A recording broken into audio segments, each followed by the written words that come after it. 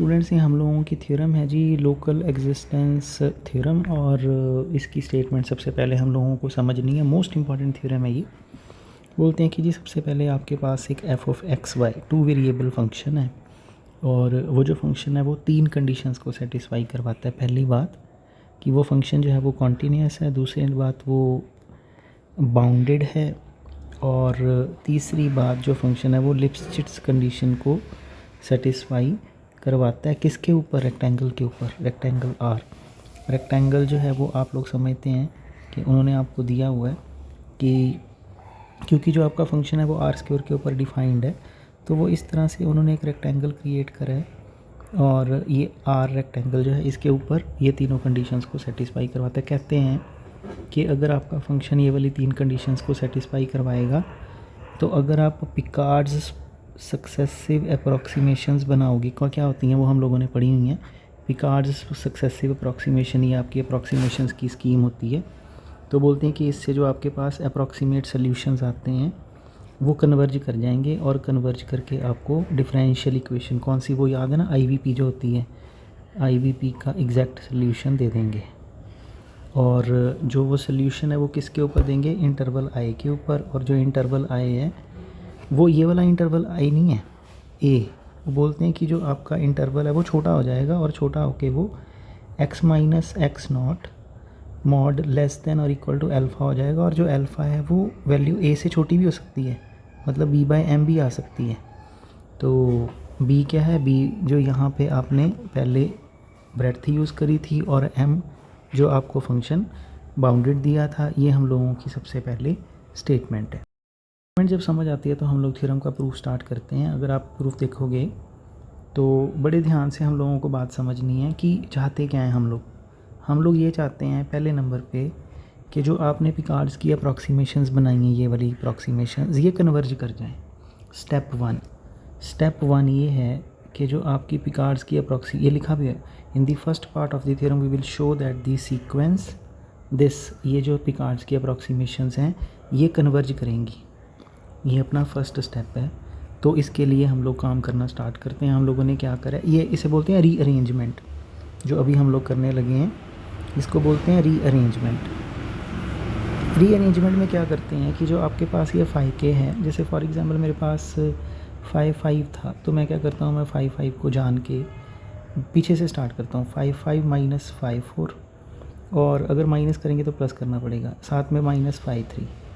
फिर उसके बाद अगर ये माइनस करा तो फिर इसको प्लस भी करना पड़ेगा, 5 3 और फिर 5 2, ऐसे ही फिर 5 2 और साथ में 5 1, ऐसे ही फिर 5 1 और साथ में 5 नॉट, और अगर 5 नॉट आएगा तो फिर प्लस 5 नॉट भी लिखना पड़ेगा। बाद में इसको पेयरिंग में बना देते हैं इस तरह से, फिर पेयर बना देते हैं।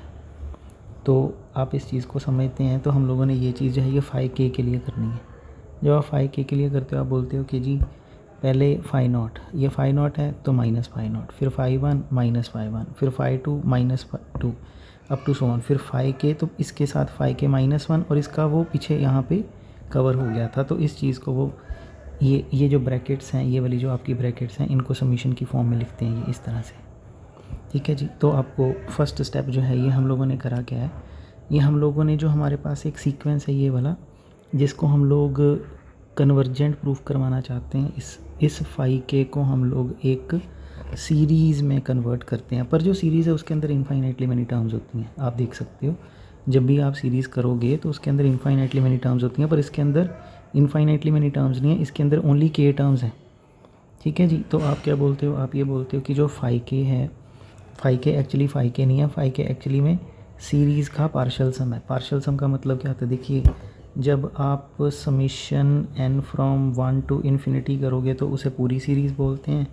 अगर आप उसकी इनफाइनाइटली मैनी टर्म्स को नहीं ऐड कर रहे हो, कुछ 10 टर्म्स 15 टर्म्स कुछ भी finitely many less than infinity terms को ऐड कर रहे हो तो आप उसे पार्शियल सम बोलते हो। तो आप बोलते हो कि जो 5k है मैंने उसे सीरीज़ की फॉर्म में लिखा, और जो सीरीज़ ये है, अगर मेरे को प्रूफ करवाना है कि जो मेरी सीरीज़ है, अगर मेरे को ये प्रूफ करवाना है कि जो मेरा 5k है वो कन्वर्जेंट है, तो कहते हैं 5k को कन्वर्जेंट करने की बजाय आप जो ये वाली सीरीज़ है इसको कन्वर्जेंट प्रूफ करवा दो, तो जो आपका सीक्वेंस है वो ऑटोमेटिकली कन्वर्ज कर जाएगा। तो तो आप जो सारी बात है वो फाइव के को भूल के 2 मिनट के लिए इस सीरीज़ के ऊपर आप आ जाते हो। जब आप अच्छा ये चीज़ इन्होंने यहाँ पे लाइन में भी लिखी है कि if we want to see the convergence of sequence five k then it is sufficient और equivalent to prove that this series whatever we have created is convergent for all x belonging to I. तो ये बात आपकी बिल्कुल clear है। फिर जब आप इस फाइव के को, ये वाला जो आपने फाइव के पकड़ा है, ये वाला, ये जो आपने सीरीज़ पकड़ी है, इसमें से ये जो टर्म है, ये वाली जो मेन टर्म है, उस टर्म को आप एक बारी अपने ध्यान में, ये वाली जो टर्म है इसको आप ध्यान में लेके आते हो। और अब आपको देखना है कि ये जो चीज़ है 5p माइनस 5b माइनस 1 इसकी वैल्यू कितनी हो सकती है। तो उसके लिए आप एक ये मैथ्स में एक करते हैं क्लेम। तो एक तरह से देखा जाए तो इसको ऐसे सोचना चाहिए कि ये जो है ये फिर अपनी मेमोरी में रखना पड़ेगा, इसको लर्न करना पड़ेगा हमें कि ये जो वैल्यू है ये वाली, ये आपको अब लर्न करनी पड़ेगी। चलिए, तो आप क्या बोलते हो, आप क्लेम करते हो कि जी 5p minus 1 is less than equal to mp raise to the power -1 x minus x not power p divided by p factorial. और ऑब्वियसली जो p है उसकी वैल्यू तो हमेशा ग्रेटर दैन और इक्वल टू 1 ही आएगी, और जो x इसके अंदर घूम रहा है वो हम लोग i इंटरवल में से ले रहे हैं, तो बड़ी सीधी बात है। तो अब एक बात है कि जो p belonging to natural number है ग्रेटर दैन इक्वल टू 1 मतलब कि नेचुरल नंबर। अगर आपको कोई रिजल्ट नेचुरल नंबर के ऊपर प्रूव करवाना है तो उसके लिए हम लोग हमेशा PMI ऑब्वियसली यूज़ करते हैं। तो आपने क्या किया, आपने p is equal to 1 consider कर लिया। जब आपने p is equal to 1 consider करा तो आपके पास आ जाता है 5 1 माइनस 5 नॉट। ये बड़ी सीधी बात है, ये तो पिकार्ड की स्कीम होती थी कि लिख देते हैं साइड पे कि जी y phi 1 is equal to phi not plus integral x not to x f of x y not, यहाँ पे t लगाना चाहिए dt। तो ये वाला जो आपका फाई नॉट है इसको पकड़ के आप इधर ले जाइए, तो ये आपके पास आ जाता है, मॉड आप लगा देते हो। अब ये मैंने साइड पे एक फार्मूला, ये तो आप देखेंगे हम लोगों ने जब स्टार्ट करा था, ये हमारी पिकार्ड की स्कीम है। अगर आपने यहाँ पे सिंपल सी बात है ना, आपने यहाँ पे 5 1 लिया तो ये y नॉट आ जाएगा, यहाँ पे भी 5 नॉट आ जाएगा। चलिए जी, तो आपने क्या करा, अच्छा यहाँ पे एक रिज़ल्ट यूज़ करा हुआ है, कहते जी f का इंटेग्रल करना था और इसके ऊपर मॉड लगा हुआ था, तो a to b for example integral कर रहे हैं, तो आप जो मॉड है वो उसे फंक्शन के ऊपर ले जाते हो a टू b, तो लेस देन और इक्वल टू आपके पास आ जाता है। बाहर भी मॉड लगाना पड़ता है क्योंकि पता नहीं है कि a बड़ा है कि b बड़ा है, इसलिए। तो ये आपके पास एक रिज़ल्ट है, इसको आपने यूज़ करा है यहाँ पे, और जो आपका फंक्शन था उसे आप लेस देन और इक्वल टू की फॉर्म में ले आए हो। और जो आपका ये f मॉड है, अब ये f मॉड को देखना पड़ेगा। जो f के ऊपर जब आपने मॉड लगाया था, उन्होंने पहले ही बोल दिया था कि जो फंक्शन है वो आपका बाउंडेड है। ये देखो लिखा भी हुआ उन्होंने, the function is bounded by m। तो आप ये बोलते हो कि जी इसकी जो वैल्यू है वो तो less than equal to m आएगी हुई, तो आपके पास x माइनस x नॉट आ जाता है। अब आपको करना क्या है, अब आपको करना ये कि आपके पास देखिए m आ गया, आंसर k की फॉर्म में चाहिए, उसमें फैक्टोरियल भी चाहिए। तो बड़ी सिंपल सी बात है कि इसको आप जो है वो m और k की पावर 0 और साथ में आप 1 फैक्टोरियल, क्योंकि 1 फैक्टोरियल तो 1 ही हो जाएगा, x minus x not mod लिख देते हो। और नेक्स्ट स्टेप में आपने जिस लैंग्वेज में ये चीज़ आपकी लिखी हुई है उस लैंग्वेज में आपने लिखा है ना, तो 1 माइनस 1 हो जाता है, x minus x not power 1 हो जाती है, डिवाइडेड बाई 1 फैक्टोरियल बन जाता है। तो therefore result is true for n is equal to k is equal to 1 अपने पास आ जाता है। अगला स्टेप वैसे तो देखिए PMI में 1 करने के बाद सीधा k पे चले जाते हैं। जब सर ने प्रूफ लिखा है तो उन्होंने p इज़ इक्वल टू 2 के लिए लिखा है, हम भी करते हैं। तो बिल्कुल सेम जैसे आपने फाई 2, अब फाई 2 क्या है, पिकार्ड्स की जो सेकंड अप्रॉक्सीमेशन है उसका ये फार्मूला है। और जब आप फाई 1 करोगे तो उसमें फाई नॉट आएगा, दोनों माइनस हो जाएंगे, या आपके पास यहाँ पे मॉड आ जाता है।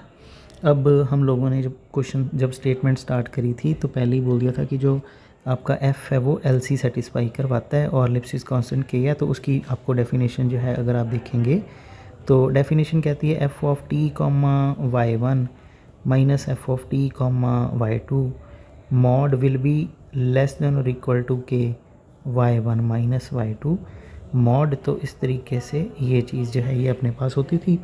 और देखिए पिछले क्वेश्चन में जब आप कर रहे थे तो आपके पास सिंगल एफ आया था जब p इज इक्वल 1 कर रहे थे। जब p इज इक्वल 1 कर रहे थे तो आपके पास सिंगल एफ आया था, तो आपने बाउंडेड वाली कंडीशन यूज़ कर ली। अगले पार्ट में जब आप कर रहे हैं तो आपके पास जो है वो φ2 माइनस φ1 आया, तो आपके पास दो f माइनस में आ गए हैं, तो इसलिए आपने फिर पिकार्ड को यूज़ कर लिप्सिस कंडीशन को यूज़ कर लिया। बहुत अच्छी बात है, आपने जब यूज़ करा फिर बिल्कुल सेम बात है। देखिए जब आपके पास ये दोनों चीज़ें माइनस में हैं, आपने मॉड को अंदर शिफ्ट करना है। जिस the moment you shift the mod inside the integral less than equal to का साइन आ जाता है, और जो आपके पास ये चीज़ जो है, अब मॉड जो है f माइनस एफ अगर होएगा तो वो k into y1 minus y2, अपने केस में y1 की वैल्यू φ1 है और φ0 है, तो फिर φ1 माइनस φ0 आ जाता है। और जो φ1 माइनस φ0 है, अब इसको पकड़ लो कि φ1 माइनस φ0 की वैल्यू कहाँ से आएगी। φ1 माइनस φ0 की वैल्यू ये देखो हम लोगों ने पहले ही निकाल ली थी, ये तो ये वैल्यू आप यहाँ पे यूज़ कर लेते हो, तो आपके पास m भी आ जाएगा। और यहाँ पे चलो पहले यहाँ पे x था, अब यहाँ पे ऑब्वियसली हम लोग t में लिख रहे हैं, तो आंसर फिर t माइनस x0 जो है वो आ जाता है। और आप इस इंटीग्रल को जब सॉल्व करते हैं तो आपके पास ऑब्वियसली अगर x माइनस x0 है स्क्वायर करेंगे तो इंटीग्रल करेंगे तो स्क्वायर डिवाइडेड बाय 2 हो जाता है, 2 को फिर 2 फैक्टोरियल लिख लेंगे, तो इससे आपके पास जो है वो एक m आ जाएगा, पावर 2 माइनस 1 बन जाएगी, correspondingly power 2 divided by 2 factorial बन जाता है। अच्छा यहाँ पे जब आप मॉड का इंटीग्रल करते हैं तो आपको देखना पड़ता है कि जो t की जो ये x है वो कहाँ से है।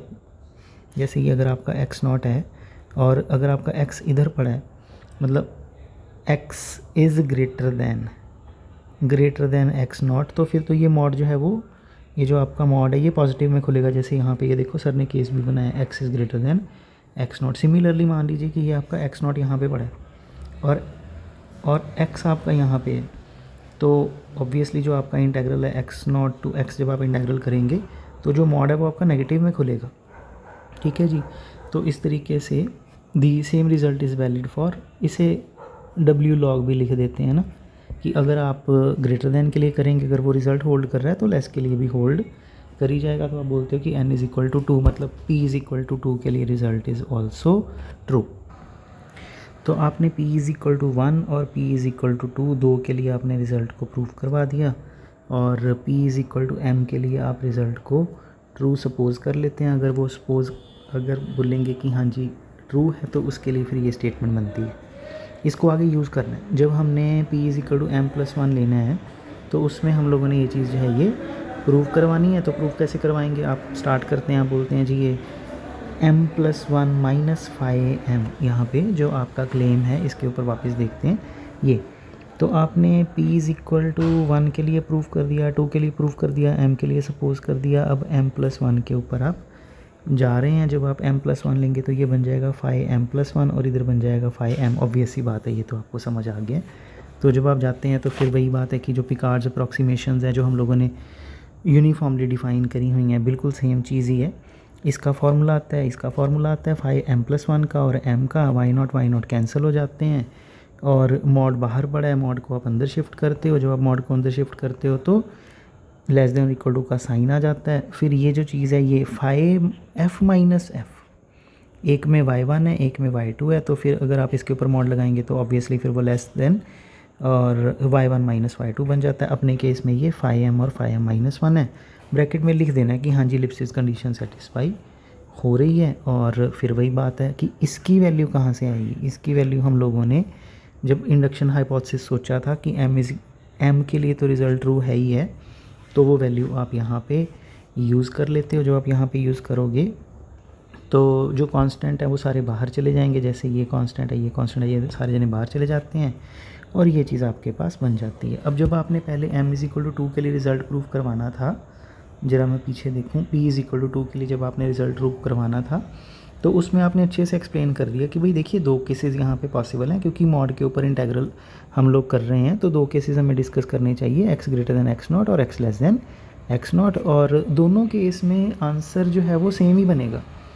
ठीक बात है ना। तो अब आप जब आप ये कर रहे हो तो आपको दोबारा फिर वो हर चीज़ को दोबारा लिखने की ज़रूरत नहीं है। पता है कि हाँ जो रिज़ल्ट है वो होल्ड कर जाएगा। तो जो इंटीग्रल है ऑब्वियसली ये तो देखिए पावर m का इंटीग्रल करेंगे तो m+1 डिवाइड बाई m+1 बन जाता है। m और m फैक्टोरियल और m+1 ये कंबाइन हो जाते हैं, m+1 फैक्टोरियल बन जाता है, पावर भी कंबाइन हो जाती है। तो आप बोलते हो कि हाँ जी m+1 के लिए भी रिज़ल्ट ट्रू है, therefore by induction the result is always true. तो ये चीज़ जो है ये आप यहाँ तक ले आते हो। अब एक सिंपल सा ये तो मैथमेटिकल स्टेप है, आप समझ सकते हैं इस चीज़ को कि 5p-1 is m/k into something. अब ये बड़ी इंपॉर्टेंट बात है। देखिए जो हम लोगों के पास इंटेग्रल है, सॉरी जो हम लोगों के पास सीरीज़ है, अगर मैं साइड पे लिखूं तो जो हम लोगों के पास सीरीज़ है वो है समीशन 5p-1 मॉड नहीं था इसमें, सिंपल ब्रैकेट, ये हम लोगों के पास एक सीरीज़ थी। और आप ये बोलते हो कि इसकी कन्वर्जेंस चेक करनी है। बड़ी अच्छी बात है जी, इसकी कन्वर्जेंस चेक करनी है। तो कैसे चेक करेंगे?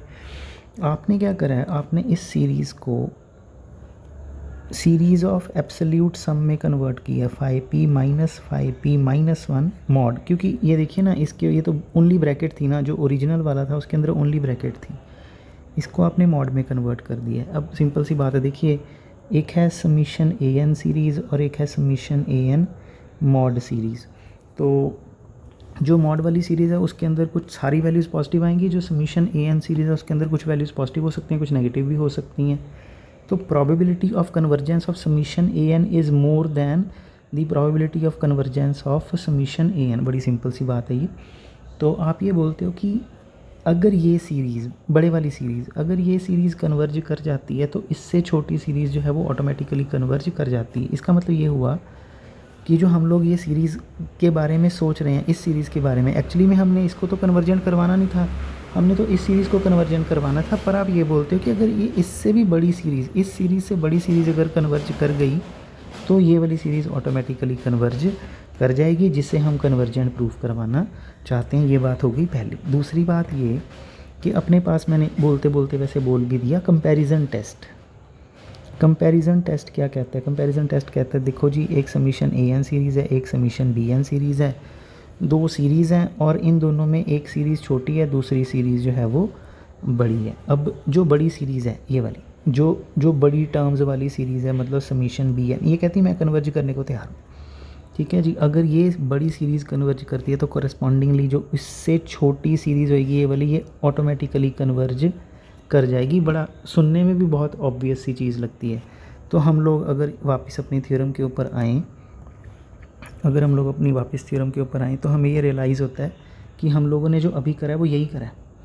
ये हम लोगों के पास जो है ये सीरीज़ है, ये हम लोगों के पास ये वाली जो समीशन वाली सीरीज़ है उसके अंदर जो टर्म है ये वाली टर्म है, ये वाली टर्म है, ये अपने लिए an का काम कर रही है और ये अपने लिए bn का काम कर रही है। और bn जो है वो हम लोग देखते हैं कि बड़ा है an से। और अब आप इसको पकड़ो, इसको पूछो कि अगर तुम्हारे ऊपर समीशन लगा दूं तो आप ये कहते हो कि जब आप देखना प्लीज़ इस चीज़ को, कहते हैं कि x रेज़ टू दी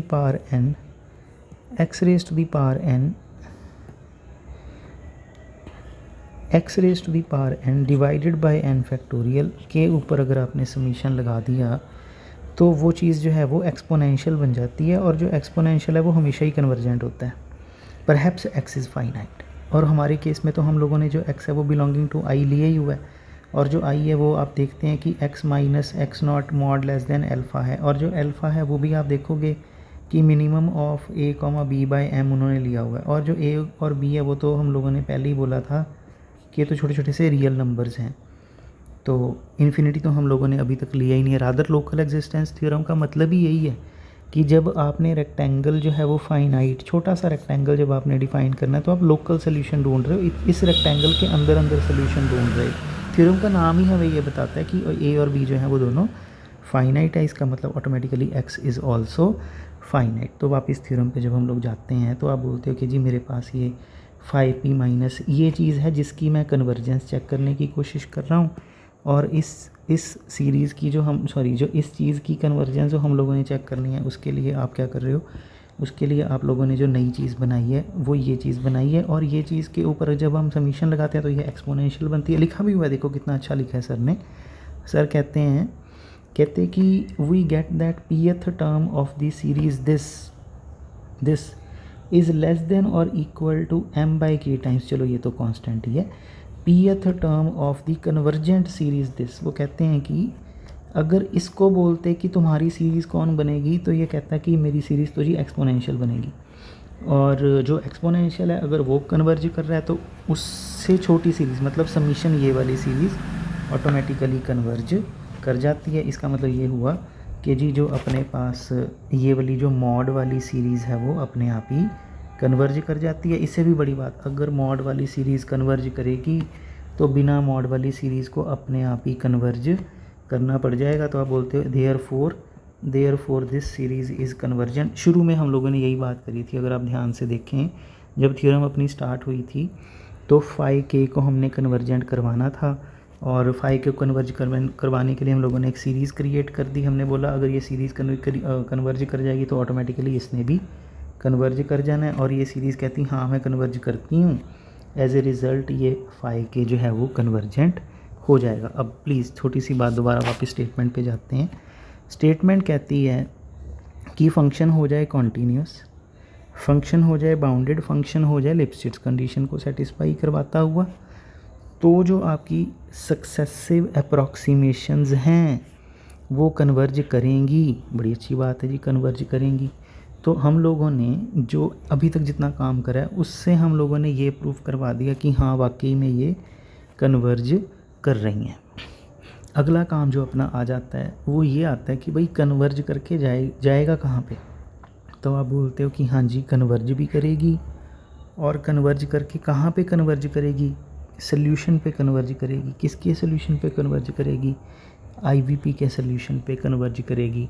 और एक बात और होती है, देखिए हम लोगों ने शुरू में ही कर लिया था जब टॉपिक स्टार्ट करा था, कि अगर आपको आईवीपी का सोल्यूशन ढूंढना है तो अगर हर बार आईवीपी का सोल्यूशन नहीं ढूंढ पा रहे हो तो आप y is equal to y0 plus integral x0 to x f of t comma y dt।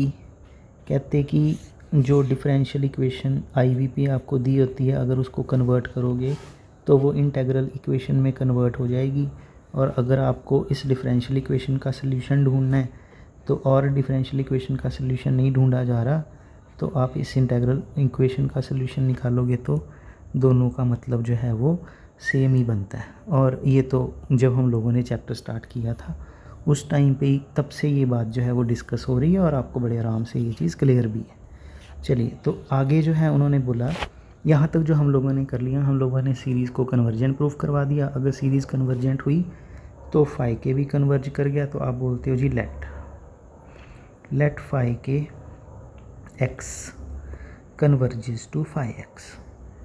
अब इसका मतलब क्या हो गया जी, जो आपका फाई एक्स है, नाउ वी शो दैट, ये सर ने भी बड़ा अच्छा लिखा हुआ है, और कहते हैं कि now we show that phi k converges to phi now we show that if this phi k converges to phi x as k approaches to infinity, then this phi x will become solution of integral equation and hence मतलब जो theorem है वो देखिए कितनी poetic वे में लिखी हुई है कि जब आप थ्योरम को एक बार ही समझ लेते हो, दूसरी बार जब आप करोगे तो वो बिल्कुल फ्लो में अपने आप ही चलती है। तो आप बोलते हो कि जी मैंने सोचा कि देखिए सीक्वेंस तो कन्वर्ज करता है, मान लेते हैं कि फाई एक्स पे कन्वर्ज करता है, और अगर वो फाई एक्स पे कन्वर्ज करता है तो नेक्स्ट स्टेप जो है वो ये है कि जो ये फाई एक्स है ये इंटेग्रल इक्वेशन का सोल्यूशन बन जाएगा, और अगर इंटेग्रल इक्वेशन का सोल्यूशन बनेगा तो ऑटोमेटिकली डिफरेंशियल इक्वेशन का सोल्यूशन तो बन ही जाएगा। ये बड़ी सिंपल सी बात है, आपको आराम से समझ आ गई है। अब आप फाई एक्स के पास जाते हो और आप फाई एक्स को बोलते हो कि बताओ क्या करना चाहते हो। कहता है जी मेरे को सोल्यूशन बनना है। किसका सोल्यूशन बनना है? कहता है मेरे को डिफरेंशियल इक्वेशन का सोल्यूशन बनना है। आप बोलते हो जी डिफरेंशियल इक्वेशन का सोल्यूशन बनने के लिए तुमको 3 बातें करवानी पड़ेंगी। पहली बात, जो डिफरेंशियल इक्वेशन का सोल्यूशन होता है वो हमेशा कॉन्टीन्यूस होता है। दूसरी बात, अच्छा इसका मतलब ये हुआ कि जो फाई एक्स आपने बनाया है इसको कॉन्टीन्यूस होना चाहिए। पहली बात कॉन्टीन्यूस होना चाहिए। दूसरी बात, दूसरी बात ये कि देखिए जब आपने थ्योरम स्टार्ट करी थी तो आपने सबसे पहले एक रेक्टेंगल क्रिएट करा था कि सारी बात जो है वो इस रेक्टेंगल के अंदर अंदर रहनी चाहिए, बाहर नहीं हमने जाना। तो आप ये बोलते हो कि जो आपका 5x जो आपने सोल्यूशन बनाया वो इस रेक्टेंगल से बाहर नहीं जाएगा। इसका मतलब ये हुआ कि x, 5x, दो बातें हैं। देखिए x, y लिखते हैं ना यहाँ पे, x, y लिखते हैं, और y जो है वो आप क्या करने की कोशिश कर रहे हो, आप कह रहे हो y की वैल्यू कौन लेगा, मतलब y क्या था, y वेरिएबल जो हम लोग फाइंड करने की कोशिश कर रहे हैं सोल्यूशन का। बोलते हो कि जो y है अगर वो 5x है तो इस 5x को इस रेक्टेंगल के अंदर अंदर रहना है। इसका मतलब जो x, 5x है इसको हमेशा इस रेक्टेंगल के अंदर अंदर रहना चाहिए। ये दो बातें हो गई। और तीसरी बात ये कि जो आपका 5x है ये satisfies the integral equation and hence the differential equation. ये तीन बातें जो है ये अब हम लोगों ने प्रूव करवानी है। तो स्टार्ट करते हैं। कॉन्टीन्यूस की देखिए डेफिनेशन होती है। कॉन्टीन्यूस की डेफिनेशन हमें अगर आप देखते हैं, for epsilon greater than 0 be given we can find delta greater than 0 depending on epsilon such that f of x minus f of whichever point के ऊपर, जैसे फॉर एग्जांपल आप a पॉइंट के ऊपर निकालते हैं तो f of x minus f of a mod is less than epsilon for all x minus a mod less than delta। तो ये हमारी जो है कॉन्टीन्यूटी की डेफिनेशन है। और हम लोगों को कॉन्टीन्यूटी जो है वो अब किसके ऊपर प्रूव करवानी है, अगर आप मेरी बात को ध्यान से समझें, हम लोगों को कॉन्टीन्यूटी आई इंटरवल के ऊपर प्रूव करवानी है। तो आई के ऊपर प्रूव करवानी है मतलब आई के हर पॉइंट के ऊपर प्रूव करवानी है। तो ये चीज़ जो है ये हम लोग अब स्टार्ट करते हैं स्टेप बाय स्टेप। 3 स्टेप्स अब हम लोगों को और करने हैं। तो पहला स्टेप, फर्स्ट स्टेप जो है टू प्रूव, थोड़ा और अच्छे से लिख देते हैं, to prove 5x is continuous on I. तो आप अच्छा जब आप इंटरवल के ऊपर, ये तो मैंने आपको जो कॉन्टीन्यूटी की डेफिनेशन बताई है दोबारा थोड़ी सी एक्सप्लेन करनी चाहिए। ये है पॉइंट वाइज कॉन्टीन्यूटी। और जब पॉइंट वाइज कॉन्टीन्यूटी करते हैं मतलब फॉर अ पॉइंट वाइज किसी एक पर्टिकुलर पॉइंट के ऊपर जब कॉन्टीन्यूटी डिस्कस करते हैं तो उसके लिए फिर ये डेफिनेशन है। और अगर किसी इंटरवल के ऊपर या मल्टीपल पॉइंट्स के ऊपर अगर आपको कॉन्टीन्यूटी देखनी है तो आप बोलते हो f of x1 minus F of x2 mod, 2 point ले लेते हैं, ये आपका इंटरवल है, इसके अंदर से आप 2 पॉइंट कोई भी कंसिडर कर लेते हो, is less then epsilon when ever x1 minus x2 mod is less then delta. बाकी सारी डेफिनेशन रिमेन्स दी सेम। तो ये जो अपनी डेफिनेशन है इसके ऊपर वापस जाते हैं। तो आपने स्टार्ट कर लिया। जब आपने स्टार्ट करा तो आप ये प्लीज़ थोड़ा सा अगर देखें तो कहते हैं कि 5K अच्छा ये 5K क्यों लिया हुआ है, बात 5 के ऊपर कर रहे हैं और लिखा 5K+1 हुआ है। तो बड़ी अच्छी बात है। देखिए हम लोगों को नेचर पता नहीं है कि 5x कौन है, हमें ये पता है कि 5x आया था जब k के ऊपर limit n approaches to infinity लगी थी। तो आपने सारा काम 5K के ऊपर करना है, करने के बाद एंड में k अप्रोचेस टू इन्फिनिटी करवा देना है। चलिए जी बड़ी अच्छी बात है। तो आपने क्या करा, आपने बोला जी 5K(x1) माइनस 5K(x2) कर दिया। और ये तो पिकार्ड की जो स्कीम है उसका जो फार्मूला है वो आपने यहाँ पे पुट कर दिया। जब आपने पुट किया तो अच्छा जब आप 5K+1x लिखते थे तो आप बोलते थे कि इसकी जो वैल्यू है वो होएगी y0 plus summation f of t 5KT x0 to x, ये हम लोग फार्मूला लिखते थे, dt भी है साथ में ऑब्वियसली। और अगर आपने इस x को x1 में रिप्लेस करा तो यहाँ पे ऑटोमेटिकली फिर देखिए x1 यहाँ पे, तो यहाँ पे अपने आप ही x1 आ जाता है। यही चीज़ इन्होंने यहाँ पे करी हुई है कि यहाँ पे x1 ले लिया और यहाँ पे x2 ले लिया, बाकी सारी चीज़ें रिमेन्स दी सेम। अच्छा y0 कट जाता है। और ये प्लीज़ आप छोटी सी बात अगर देखें कि फॉर एग्जांपल ये अपने पास पड़ा x0, ये पड़ा x1, ये पड़ा x2, इसमें आप इंटीग्रल कर रहे थे x0 से लेके x1 तक, इसमें आप इंटीग्रल कर रहे थे x0 से लेके x2 तक, दोनों को आपने कर दिया माइनस। अगर आप माइनस करेंगे तो फिर इंटीग्रल जो है वो यहाँ से लेके यहाँ तक बच जाएगा ओरिएंटेशन नहीं हमें पता कि x1 बड़ा है कि x2 बड़ा है, पर उससे कोई फ़र्क भी नहीं पड़ता क्योंकि मॉड लगा हुआ है, अल्टीमेटली आंसर पॉजिटिव ही आएगा। मेरा कहने का मतलब है, देखिए हमें ये नहीं पता कि इंटेग्रल हमें x1 टू x2 लिखना चाहिए कि x2 टू x1 लिखना चाहिए, क्योंकि पता नहीं है कि x1 बड़ा है कि x2 बड़ा है। और मैं ये कह रहा हूँ इससे फ़र्क कोई नहीं पड़ेगा, क्योंकि प्रॉब्लम आती थी नेगेटिव के साइन की, पर जब मॉड लगा ही देना तो अल्टीमेटली तो उसने पॉजिटिव हो ही जाना है। तो आप क्या करते हो, आप ये बात बोलते हो कि जी ये चीज़, अच्छा फिर वही बात है कि जब आपने इसका मॉड अंदर ट्रांसफ़र करना है तो लेस दैन इक्वल टू का साइन आ जाएगा। सिंगल एफ़ का मतलब आपको पता ही है, सिंगल एफ़ का मतलब होता था कि फ़ंक्शन जो हमें बाउंडेड दिया हुआ उसकी बाउंडेडनेस को यूज़ कर लेना है। तो आपने बोला जी कि ये चीज़ तो लेस दैन एम दी हुई है, और साथ में अच्छा मैं थोड़ा सा अगर इसको लिख दूँ तो ये बन जाता है m d t integral x1 to x2, और ऑब्वियसली डी टी का इंटेग्रल तो अच्छा मॉड भी है साथ में, तो जो आपके पास x1 माइनस x2 आ जाता है। और नेक्स्ट स्टेप जैसे मैंने आपको पहले ही बोला था कि जब आपके पास ये आ जाएगा तो आपने फिर क्या करना है, फटाफट से limit n approaches to infinity मतलब के अप्रोचेस टू इन्फिनिटी कर देनी है। तो लिख भी देते हैं limit k approaches to infinity phi k becomes phi, तो एज ए रिज़ल्ट आपके पास ये phi x1 minus phi x2 less than equal to M x1 minus x2 mod आ जाता है। बहुत अच्छी बात है।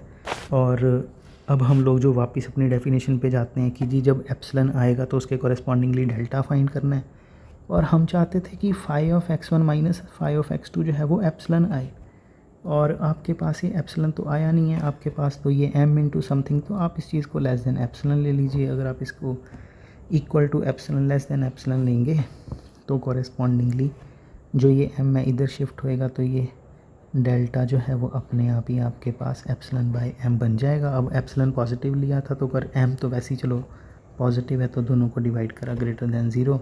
तो अपनी कंडीशन यही थी कि भाई अगर एप्सिलन है तो उसके कॉरेस्पॉन्डिंगली डेल्टा फाइंड करना है। तो आपने बोला कि जी ये m into x1 minus x2 है, मैंने जान के इसको एप्सिलन लिख देना है, so that phi x1 minus phi x2 becomes less than epsilon, और x1 माइनस x2 की वैल्यू जो है मैंने अपने आप ही एप्सिलन बाय m कर दी है। As a result the function becomes continuous व यूनिफॉर्म कॉन्टीन्यूस। अगर इंटरवल देखिए, इंटरवल के ऊपर जब कॉन्टीन्यूटी डिफाइन करते हैं तो इंटरवल अगर बाउंडेड इंटरवल है तो वो यूनिफॉर्मली कॉन्टीन्यूस हो जाता है, और यूनिफॉर्मली कॉन्टीन्यूस होने से बहुत बड़ी बात होती है। तो अगर आप बोल रहे हो कि यूनिफॉर्म कॉन्टीन्यूस है तो अपने आप ही वो कॉन्टीन्यूस भी हो जाएगा। ये सबसे ईजीएस्ट स्टेप है अब तक का मेरे अकॉर्डिंगली। सेकंड स्टेप में हम लोगों को ये प्रूफ करवाना है कि जो आपका फंक्शन है, तीन बातें हम लोगों ने प्रूफ करवानी थी अगर आप देखें।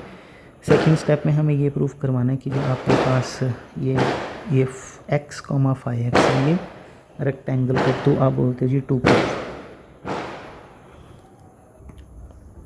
हाँ जी। तो अब हम लोगों को जो प्रूफ करवाना है वो ये प्रूफ करवाना है कि जो आपके पास ये x कॉमा फाई एक्स है ये रेक्टेंगल छोड़ के बाहर नहीं जाएगा। तो इसके लिए हम लोगों ने ऑलमोस्ट काम जो है वो पहले करा हुआ है, और ये जो चीज़ आप लोगों ने अभी phi of x1 minus phi of x2 is less than whatever, ये चीज़ जो है इसको आप यहाँ पे अभी यूज़ कर लो। तो आपके पास फाई ऑफ x1 मैं लिख देता हूँ, phi of x1 minus phi of x2 mod is less than equal to m into x1 minus x2, ये आपके पास आया था। तो आपने स्टार्ट किया, जब आपने स्टार्ट किया तो आप बोलते हो जी ये जो आपके पास x1 है ना, इसकी जगह पे x डाल देते हैं, x2 की जगह पे x नॉट डाल देते हैं, यहाँ पे भी x और x नॉट हो जाएगा। और क्योंकि जो आपका x1 x2 जब स्टार्ट करा, ये देखो जब स्टार्ट करा था पहले ही बोला था कि x1 x2 जो है वो आई के अंदर से आएंगे। तो जब आपका ये हमें तो ये प्रूफ करवाना है कि रेक्टेंगल के अंदर है, और रेक्टेंगल की ये वाली जो इसकी साइड है ये क्या है, x minus x naught mod less than alpha, जिसे आई बोल देते हैं हम लोग, आई यूज़ कर रहे हैं ना इसके लिए। तो आपके पास phi of x1 minus is less than M x minus x not, ये आपके पास आ जाता है।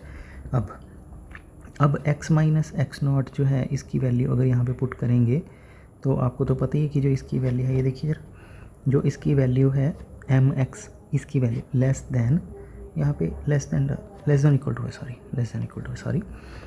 इक्वल टू अल्फ़ा आ जाती है। और जो आपके पास अल्फ़ा है उसकी वैल्यू क्या है, मिनिमम ऑफ ए और इन दोनों में से जो छोटी वैल्यू होगी वो डाल देंगे। तो अल्फ़ा की वैल्यू जो है वो ए भी हो सकती है और बी बाई एम भी हो सकती है। इसका मतलब जो अल्फ़ा है उसकी वैल्यू लेस देन और equal to b by M ही होएगी। मतलब अगर ए छोटा हुआ तो उसकी वैल्यू ए आ जाएगी, उस केस में बी बाई एम बड़ा होएगा तो वो ग्रेटर वाला साइन चलेगा, और अगर बी बाई एम छोटा हुआ तो अल्फ़ा जो है वो बी बाई एम के इक्वल हो जाएगा। इसकी वैल्यू अब यहाँ पे पुट कर देते हो तो ये आपके पास, ये थोड़ी सी मिस्टेक हो गई, 5x minus y naught is less than b. अब इस चीज़ को प्लीज़ थोड़ा सा समझने की कोशिश करिए। ये अपने पास है रेक्टेंगल, और जो रेक्टेंगल है इसके अंदर आप, मतलब हम लोग ये चीज़ करने की कोशिश कर रहे हैं कि जो आपके पास x की वैल्यू है, अगर आप इस आई के अंदर अंदर लेते हो, मतलब x minus x naught mod less than equal to alpha है, तो कॉरेस्पॉन्डिंगली जो 5x है उसकी वैल्यू भी इसकी ना इस ये वाला y वाले पोर्शन का नाम क्या था, y minus y naught mod less than equal to b. तो हम ये प्रूव करवाना चाहते हैं कि जी अगर ये x की वैल्यू इस इंटरवल के अंदर अंदर रहती है तो y की वैल्यू इस इंटरवल के बीच बीच में ही रहनी चाहिए। और इसके बीच में रहने का मतलब क्या है कि यहाँ पे y की जगह पे क्या हो जाएगा, 5x minus y naught is less than equal to b. ये हम प्रूव करवाना चाहते हैं, और ये प्रूफ हो भी गया तो आप बोलते हो हाँ जी, जो आपका ये सल्यूशन है ये रेक्टेंगल छोड़ के बाहर नहीं जाएगा। लास्ट स्टेप में हम लोगों को प्रूव करवाना है कि जो हम लोगों ने ये 5x बनाया है, ये 5x इस इंटीग्रल इक्वेशन को सेटिस्फाई करवाएगा। लिख भी सकते हैं यहाँ पे, थोड़ा सा अच्छा लगेगा। We will prove that 5x will satisfy y is equal to y naught plus integral. वैसे तो सर ने ये बात पहले ही लिख दी थी कि हमें ये प्रूफ करवाना है, फिर भी चलो एक बार दोबारा लिख दी, तो हमें ये चीज़ जो है ये प्रूफ करवानी है। ये प्रूफ करवाने के लिए हम लोगों को एक क्लेम लिखना पड़ता है, और ऑब्वियसली देखिए जब मैं क्लेम बोलता हूँ तो इसका मतलब ये है कि ये वाला जो एक स्टेप है ये अब आपको अपनी मेमोरी में लेके जाना पड़ेगा, मतलब आपको इसको थोड़ा सा एक बारी लर्न करके रखना पड़ेगा, क्योंकि ये स्टेप जो है ये हम लोगों को एज इट इज़ लेके लिखना है वापस। तो आप बोलते हो 5 minus 5k mod is less equal to m by k alpha raise to the power k plus 1 divide by k factorial e raise to the power k alpha for all x belonging to i। तो ये चीज़ जो है ये हम लोगों को करवानी है। तो आप लोगों ने देखिए स्टार्ट करा, ये 5k हम लोगों ने देखिए जब बिल्कुल थ्योरम के बिल्कुल बिगिनिंग में हम लोगों ने ये चीज़ लिखी थी, अब आपको याद भी हो चुकी है 5k।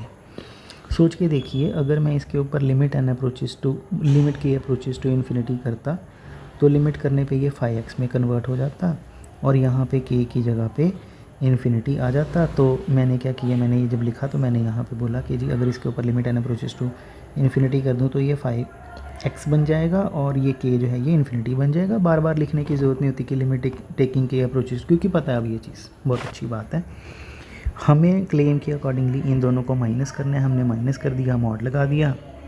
तो बड़ी सिंपल सी बात है, देखिए समीशन ये कहता है 1 टू इन्फिनिटी है, और उसमें से आप 1 टू k टर्म्स को माइनस करते हो।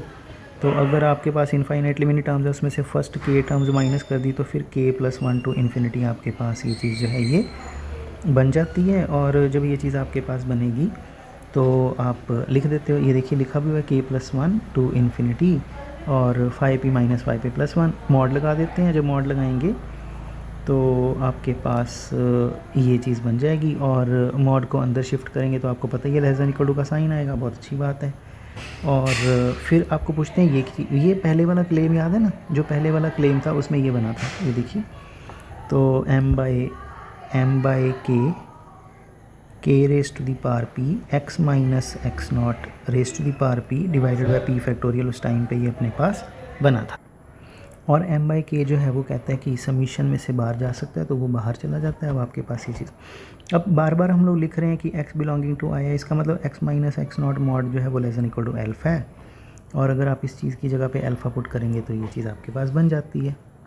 अच्छा जी, और ये k प्लस 1 जो आपके पास टर्म्स हैं, इनको अब आपको क्या करना है, इनको अब आपको ओपन, ये जो समीशन है इसे आप ओपन कर दीजिए। जब आप ओपन करते हैं तो k प्लस 1 वाली टर्म आएगी, फिर k प्लस 2 वाली टर्म्स आएगी अप टू सो ऑन। तो आप देख सकते हैं, देखिए k प्लस 1 वाली टर्म जो है वो ये चीज़ कॉमन आ सकती है k प्लस वन फैक्टोरियल के, तो k प्लस वन फैक्टोरियल ये चीज़ कॉमन आ जाती है और अंदर आपके पास पहले 1 बचेगा, फिर उसके बाद k alpha by k plus 2 up to so. ये तो बड़ी सिंपल सी बात है, आपको समझ आती है, ठीक है ना। और जो कॉमन था मतलब आपने कॉमन बाहर निकाल दिया और ये चीज़ आपके पास बनती है।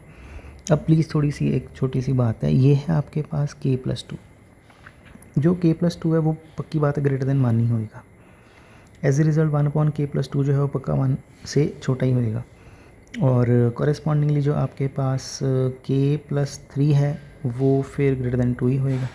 तो आपके पास मतलब इस चीज़ को अगर आप 2 से रिप्लेस कर दें, इसको 1 से रिप्लेस कर दें, यहाँ पे 1 से रिप्लेस कर दें, तो जो साइन है वो पहले भी देखिए जो लेस देन इक्वल टू का साइन तो चल ही रहा है ना। तो अगर मैं यहाँ पे ये वाला k प्लस 2 हटा के यहाँ पे 1 ले आऊँ, यहाँ पे 1.2 ले आऊँ, तो इनडायरेक्टली आप समझ सकते हैं मैंने यहाँ पे 1 फैक्टोरियल क्रिएट कर दिया, यहाँ पे मैंने 2 फैक्टोरियल क्रिएट कर दिया और आप समझ सकते हैं कि ये चीज़ e raise to the power k alpha बन जाती है। तो अब ये जो है ये अपने पास बन जाता है। यही तो हमें प्रूफ करवाना था। ये देखिए कि अपने पास ये जो वैल्यू है ये जो वैल्यू है ये आती है। तो आप वो लिख भी कई बारी तो लिखते भी हैं, देयरफॉर क्लेम इज़ प्रूफ्ड। तो क्लेम प्रूव करवा देते हैं। अब वापस ये बड़ी समझने वाली बात है, जो ये लास्ट स्टेप हम लोग करने लगे हैं, इसको देखते हैं थोड़ा सा। आपने क्या करा है, आपने phi of t comma phi t minus phi of t comma phi k t ले लिया। इसके ऊपर ऑब्वियसली देखिए ये पहले भी 2-3 बार चीज़ हो चुकी है। जब आप इसके ऊपर मॉड लगाएंगे ये मॉड अंदर शिफ्ट होएगा, तो मॉड ये आपके पास इस तरह से मॉड आ जाएगा। f माइनस एफ जब भी आए तो आपको लिप्सिस कंडीशन की याद आ जाती है, तो आप k ले आएंगे और फाई माइनस फाई के बन जाएगा। और फाई माइनस फाई के की वैल्यू ये हम लोग पहले ही लेके आए हुए हैं और ये वैल्यू हम लोगों ने यहाँ पे पुट भी करवा देनी है। और ये वैल्यू जब हम लोग पुट करवाते हैं, मैं यहाँ पे लिख भी देता हूँ, थोड़ी वैसे सर ने लिखा ही हुआ है पर फिर भी चलो, कि जब मैं इसकी वैल्यू यहाँ पे पुट करूँगा तो लेस देन इक्वल टू पहले भी था, एक k आएगा, फिर मॉड आएगा, इंटेग्रल x0 to x आएगा और इसकी वैल्यू m/k। बहुत अच्छी बात है जी। साथ में k alpha raise to the power k plus 1 और साथ में एक k प्लस 1 फैक्टोरियल और साथ में एक e raise to the power k alpha और साथ में एक dt मॉड। ये चीज़ आपके पास आ जाएगी। आप देखिए m/k कहते हैं मैं तो नंबर हूँ, मैं तो इंटेग्रल से बाहर जाऊँगा, k भी, ये सारी वैल्यूज़ जो हैं ये नंबर्स ही हैं और ये सारे नंबर्स इंटेग्रल से बाहर चले जाते हैं। Only dt remains inside the integral. As a result आपके पास ये चीज़ जो है ये बन जाती है, क्योंकि समझ आती है बात। अच्छा जी, अब जो है फाइनल बात करते हैं कि आप क्या करते हो। आप ये बोलते हो कि जी इसको अब लिखना है हमने कि ये लेस देन और इक्वल टू m। सारी टर्म्स को एक बारी कंबाइन कर देते हैं। एक तो e raise to the power k alpha तो एक नंबर है ना, और x माइनस एक्स नॉट साथ में एक अपने पास x माइनस एक्स नॉट एक वैल्यू है। और वैसे देखा जाए तो इसकी वैल्यू लेस देन डेल्टा होती है। अगर चाहें तो यहाँ पे लेस देन अल्फ़ा होती है, यहाँ पे लिख भी सकते हैं लेस देन अल्फ़ा। और साथ में आपके पास जो टर्म है वो ये वाली जो टर्म है ये, इसको लिख देते हैं। मैं ऐसे करता हूँ, इसको फॉर अ मोमेंट में इसको लेस देन अल्फ़ा भी लिख देता हूँ थोड़ा सा अपने लिए। ये वाली चीज़ इसको मैं लेस देन अल्फ़ा, यहाँ पे भी सर ने लिखा नहीं है, मैं 1 सेकंड के लिए लिख देता हूँ लेस देन अल्फ़ा। और साथ में k alpha power k plus 1 divided by small k plus 1 factorial, ये चीज़ जो है मैं लिख देता हूँ। अब आपको ये बात समझनी है, m फिक्स्ड है, जो k था वो भी फिक्स्ड ही था, अल्फ़ा भी फिक्स्ड था, e के ऊपर लगाया, ये सारी वैल्यू जो है ये फिक्स्ड है। अब अपने पास ये चीज़ जो है ये बन गई है और इसके बारे में थोड़ा सा हम लोगों को अब सोचना है। ठीक है जी, तो एक बारी साइड पे आ जाते हैं थोड़ा सा, कि आप ये बोलते हो कि जी ये जो चीज़ है इसका सर ने नाम रखा आगे कि इसको मैं फॉर अ मोमेंट में इसको एप्सिलॉन k से रिप्रेजेंट करवा देता हूँ। चलिए अब सारी बात जो है वो इसके ऊपर आ जाती है कि ये जो टर्म थी, मैं एक बारी दोबारा अगर लिखूँ, ये जो मेरी टर्म थी, ये मेरी टर्म थी k alpha raise to the power k plus 1। Divided by k plus 1 factorial. ये मेरी एक टर्म थी, और ये जो टर्म थी अगर इसको पूछें कि तुम्हारे ऊपर हम लोग समीशन लगा रहे हैं तो ये e raise to the power k alpha जो है वो बनता हुआ हमें समझ आता है। और ये एक कन्वर्जेंट सीरीज़ है। और एक देखिए, जब सीरीज़ पढ़ते हैं हम लोग summation a n is convergent, ठीक है जी। एक सीरीज़ है, कहती है मैं कन्वर्जेंट हूँ। अगर आप ध्यान से देखते हो इसका मतलब ये होता है कि आप A1 A2 infinitely many terms को ऐड करोगे। तो अगर ये जो टर्म्स हैं, अगर ये टर्म्स इंक्रीज़ होनी शुरू हो जाएं, मतलब A1 is smaller than A2 is smaller than A3 is smaller than A4, मतलब जैसे जैसे आप आगे बढ़ रहे हो टर्म्स बड़ी हो रही हैं, ये किसी हाल में कन्वर्ज नहीं कर सकती, क्योंकि टर्म्स बड़ी होती जाएंगी, इन्फिनिटी को अप्रोच कर जाएंगी, आप कन्वर्ज नहीं करवा सकते। अगर आपको इसको कन्वर्ज करवाना है तो सबसे पहली कंडीशन ये है कि जो टर्म्स है वो स्टेबलाइज होएं। मोस्ट इम्पॉर्टेंट, मतलब necessary condition for the convergence is कि जैसे जैसे आप बढ़ रहे हो आपको ये फीलिंग आनी चाहिए कि टर्म्स अब छोटी हो रही हैं, ऐड हो कर सकते हैं। तो नेसेसरी कंडीशन इज़ कि चलते चलते चलते चलते टर्म्स इतनी छोटी हो गई थी कि टर्म्स देखने में ज़ीरो ही लगने लग गई थी। Limit n approaches to infinity a n is equal to zero, this is the condition. अब मैं आपको ये बात क्यों बता रहा हूँ, मैं ये कह रहा हूँ कि जी ये अपनी सीरीज़ थी, ये कहती थी कि मैं तो कन्वर्जेंट हूँ। अगर मैं कन्वर्जेंट हूँ तो जो मेरी टर्म होएगी, मेरी टर्म कौन है, ये मेरी टर्म है। अगर मैं कन्वर्जेंट हूँ तो जो मेरी टर्म बनेगी इसको अप्रोच टू ज़ीरो होना पड़ेगा, तभी सीरीज़ कन्वर्ज कर सकती है। अगर ये नहीं ज़ीरो पे जाएगी तो सीरीज़ कन्वर्ज नहीं कर सकती। तो since we are saying that this portion is part of a is term of convergent series, therefore this will become zero when k will approach to infinity। तो इस बात को मैंने यहाँ पे अब यूज़ करना है, लिखा भी है सर ने बड़े अच्छे से। कहते हैं कि epsilon k is general term of the series e raise to the power k alpha, और this series is convergent implies जो इसकी टर्म है उसको ज़ीरो पे जाना ही पड़ेगा एज़ के अप्रोचेस टू इन्फिनिटी। तो आपने क्या करा है, आपने ये बात बोली है कि ये जो आपके पास इंटेग्रल था इसके ऊपर आपने टेक कर लेना है, यहाँ पे टेक के अप्रोचेस टू इन्फिनिटी। जब आप के अप्रोचेस टू इन्फिनिटी करेंगे तो इसका मतलब इंटेग्रल एफ़ जो भी ये लिखा हुआ है, मैं पूरा नहीं लिखता, माइनस दिस इंटेग्रल दूसरे वाला, मॉड इज़ लेस देन और इक्वल टू ज़ीरो, और जो मॉड है उसकी वैल्यू कभी लेस देन ज़ीरो तो होती नहीं है। इसका मतलब ये जो मॉड है इसकी जो वैल्यू है वो इक्वल टू ज़ीरो ही होनी चाहिए, और अगर इसकी वैल्यू इक्वल टू ज़ीरो है तो इसका मतलब this minus this is equal to zero implies this is equal to this. तो आप बोलते हो कि जी when k approaches to infinity this thing will go to this. ठीक हो गई बात। तो अब वापस जाते हैं, ये यहाँ से तो पिकार्ड स्टार्ट हुआ था, तो आपने बोला जी फाई के प्लस 1 इज़ ब्ला ब्ला ब्ला, तो इसके ऊपर आपने बोला जी के अप्रोचेस टू इन्फिनिटी लगानी है। पहले इसको प्रूफ करवाया था कि ये फाई एक्स बनेगा, अब ये प्रूफ करवाया कि ये इंटेग्रल वाला पार्ट में जहाँ पे फाई के पड़ा है वहाँ पे फाई आ जाएगा, तो ये अपने पास जो है ये फाई एक्स बन जाता है।